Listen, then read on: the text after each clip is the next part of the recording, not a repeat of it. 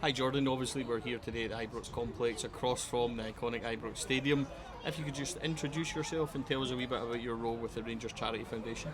Yeah, I'm Jordan Boyd, I'm the Community Programmes Manager within the Foundation, so under that I look after about 20 community projects that the Charity Foundation run.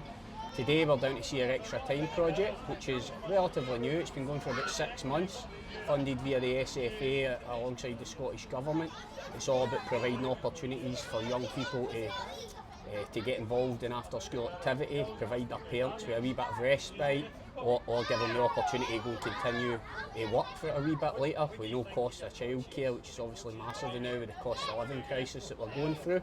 It's been really positive in terms of the impact it's made.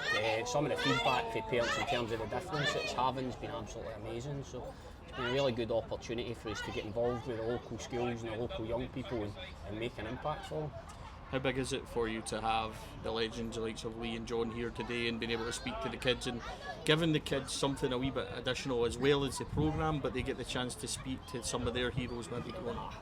You can't emphasise enough how important it is. See, when you get player visits, the young people just buy into it so much, and it's that wee bit of inspiration for them. You get to see somebody that's played out in the pitch at Ibrox is kind of the dream for most of them. It gives them that wee opportunity to ask questions or things that they've experienced. And guys like Bob and Lee McCulloch have played for us at the top level, so they've got great stories to share with them. And it's just massive for these kids to get that opportunity to speak and understand what life's like as a football player. Spoke to Connell, I think maybe about a month ago, and it actually surprised me the level of what Rangers Charity Foundation do, and it's mostly all under the radar. It's not something we relatively shout about. How much pride do you take about the work that you do, and when you see these kids being able to get these opportunities and being able to help so many families? No, I think it's massive, and I originally started at the football club and transitioned over to the foundation when a lot of the community projects did, so I've been a big part of seeing it grow over the years. I think now we work with over 8,000 people on a yearly basis. It has such a widespread impact. It's dealing with people from different backgrounds, different disabilities, different opportunities, guys with mental health issues, different things that we can go and make a real impact and help people just to the next stage of their lives. And for me, being a Rangers supporter, having the pride of linking that through the football club and knowing that your football club's making a real positive impact, it's massive. Thank you, much appreciated, and I think on behalf of all the fans it's nice to see the extra things that go on behind the scenes, and thanks for all the work you do. Magic, no, thanks a lot for your time, cheers. John, pleasure to speak to you. We're here obviously for the Rangers Charity Foundation today, their Extra Time programme with all the kids. How beneficial is this for the children you've seen today? Well, I think the Charity Foundation do a great job. You know, they support the community, the kids' football. We're using our coaches and just speaking to some of the kids there that they don't normally play football, and this is giving them a taste. The girls are there too, you know. So I think the Charity Foundation does so much good work for the community. I think it's fantastic. Yeah, we're just talking to Jordan there, and I spoke to Connell last month.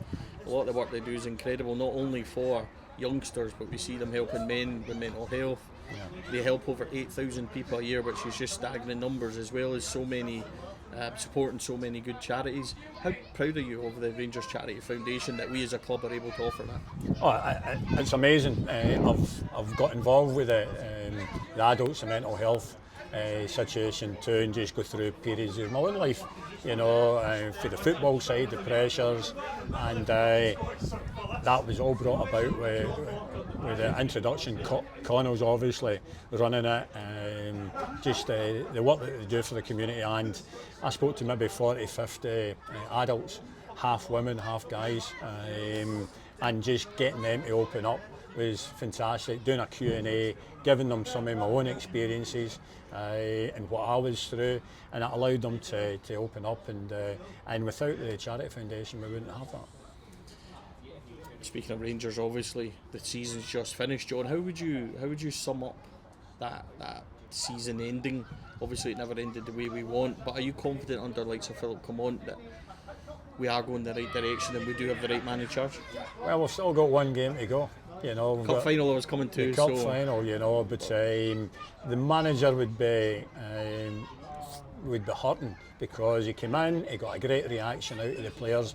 He brought 3 players in on loan in January, Diamondi looking the part, Silva's had game time, and Cortez picks up a bad injury down in Kilmarnock, and he looks the part too, you know. So the manager with other injuries, it's obviously affected the squad, and just we never had enough going into the final few games there, you know. But we've got a big chance on Saturday to make up for the dip in form in the league campaign. Before we get to the cup final, because obviously you played in so many and experienced so many old firms, which we'll come to, keen to press you a wee bit on Philip Clement. You've obviously met him, you've seen him. How do you feel about Philip Clement? Because we have went through a number of managers. Do you think we've landed on the right one? I think so. I think he's dealt with a McBeal squad, a Giovanni Van Bronckhorst squad. He's probably going to need 2 or 3 windows to implement what he wants. He's big on the fitness levels, looking at the training, what they're doing, you know, and probably coming in, and he's had to get the fitness levels up, because I noticed that we couldn't get close to opponents, the better teams, your Celtic, getting the runarounds and not being able to press for 90 minutes. And he's worked on that, and some of the players, maybe their pre-season, they never had enough pre-season in them, and he's pushing players. They might have picked up injuries because they never had a proper pre-season under their belt. I think that would be a bit that probably let us down in the league campaign at the end. Cup finals, you've got so many good memories of Hampden, so many good memories of old firms. How do we approach this on Saturday? Because we're not only underdogs, I think we're underdogs by quite a bit given the injury situation, but in an old firm anything can happen, and even with this squad, the way it's been arguably, we've still got close to them in the games we've played. So how would you approach this, John, as a player? No, it's the last game of the season, and it's the biggest game of the season. Okay, you look at the league campaign's gone now, but the Scottish Cup, to finish winning both cups that are available in the season, then that would be massive. And I just go back to losing a cup final in '89 to Celtic. And we won a double. We won the league and the League Cup, and we lost the Scottish Cup on the last day. That lives with me to this day, and I can guarantee the players, if they can win it on Saturday, you will spoil a party over the other side of the city. You know, that league win there'll be a sour taste in the mouth if we can go and win that cup final. Who's the match winner for Rangers on Saturday? I think everybody's got to turn up. You know, you need 9-10 players getting 7-8 out of 10 really to win this, because Celtic have and the games have been tight. You know, there's Celtic's edged them, but they've been tighter. We've got to have that belief that there's one coming, and it's going to be Saturday. John, always a pleasure. Thanks very much for your time. Right. Lee, thanks for joining us. Obviously we're here today for the Rangers Charity Foundation, their extra time programme with all the kids here. We just spoke to Jordan from the foundation, and he told us the Rangers Charity Foundation helps 8,000 people a year, which is extraordinary numbers. How proud are you that the club are able to provide that? Firstly, it's brilliant to be here. It's great to see the smile on the kids' faces. It's brilliant that the Rangers Charity are giving something back to the community. And do so throughout the season, and do so over the summer. They work really hard, and I think it's a special occasion today again. It absolutely is. Of special occasions, obviously there's a big one on Saturday, which we'll get to in a wee second. The season's just finished, Lee. How would you sum up the season for me, for everybody, and how Rangers ended? It obviously didn't end as well as we could. The manager spoke about it being the end of the cycle. So how do you sum up the end of the season?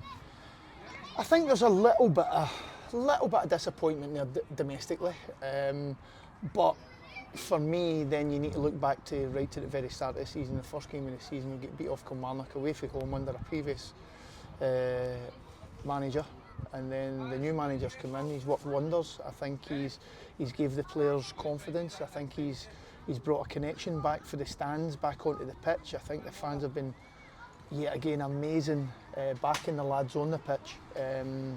And that all comes back to, for me, the new managers coming in. I think we've just fell short domestically, but we've got a great chance at the weekend to go and lift another cup. So it'll be a potential double season, and what many people will be saying or are saying just now, that it's a little bit of a disappointing season. So I think we can still come out positive, we can still go into summer in a positive mindset, sending the fans home happy, with a positive outlook in the summer, and the manager and the club. Speaking of the manager, there has been, obviously, because it's so difficult and he's had so many injuries and things, and results maybe haven't gone our way, people have questioned him. My own opinion is that we have the right man. What would you say about Philip Common? I think he's proven he's been the right man when you come in, and the changes he's made. Obviously the cup final win's huge. Yes, he's already got a trophy in the bag. I think the changing the culture and environment's not easy, and it's hard. You can't really, that doesn't happen overnight, and he's done it in a short space of time. I think that at the end of the season, the thing that everybody will look back on is the injury and suspensions that we've had. That's why we've maybe come up a little bit short. So there's loads of factors, but I think the manager is the outstanding one that has got to come out with enormous credit. Saturday, cup final. It's obviously a big one. You played in massive games for Rangers, Champions League goals, all sorts of stuff. How do you approach Saturday? I go in with a mindset of I'm going to work hard on the opposition, I'm going to run further, I'm going to do more than the opponent I'm playing against.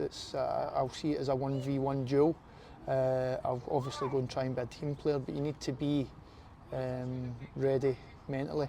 And to be fair, I think the boys have shown that. If you look back at the Ibrox game, after first 20 seconds and 1-0 down at home, and all the Rangers fans are silenced, the team have shown resilience there to come back into that game. Yep. So it's there, it's definitely there, and I just hope that it all clicks for the lads and the manager on Saturday. I'm going to ask you this and I know the answer. Your favourite Old Firm memory? I think it's going to be scoring away from home. You were robbed at Ibrox though, weren't you? Yes, I was. Robbed at Ibrox for the fourth that That day. was my Would have taken debut. us top of the league and Yeah, everything. that was my debut Old Firm game, and the linesman's gave it offside, and it clearly wasn't. But I think to go to Celtic Park, such a difficult place to play, and to get a goal there and then go on to win the league that season was special. It's a nice moment for all us. We weren't watching at the ground, but I remember being in the pub and Rod Stewart had come on just 2 seconds before you popped up from that corner, mate, so that was a nice moment. But Lee, listen, I appreciate it. Always good to speak to you, mate. Thank you. Thank you.